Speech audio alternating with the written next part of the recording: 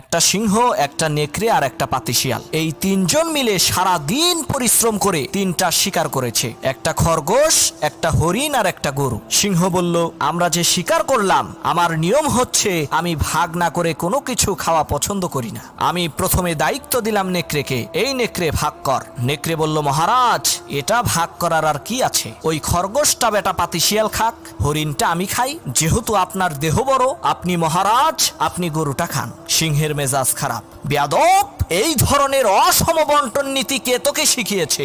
এক থাপ্পড় মেরেছে, নেকড়ের কল্লা 50 হাত দূরে যেয়ে পড়ছে। এবার সিংহ শিয়ালকে বলছে, এই শিয়াল ভাগ কর বেটা। শিয়াল কয়, মহারাজ এর মধ্যে ভাগ করার কিছু নাই, আপনি ব্রেকফাস্ট করবেন খরগোশ দিয়ে, লাঞ্চ করবেন হরিণ দিয়ে, আর ডিনার করবেন গাভী দিয়ে। মহারাজ খুব খুশি। হে রে শিয়াল রে, এত ইনসাফ ভিত্তিক বন্টন নীতি কে তোকে শেখালো রে? শিয়াল বলে, কিছুক্ষণ আগে যে কল্লা দিয়ে গেছে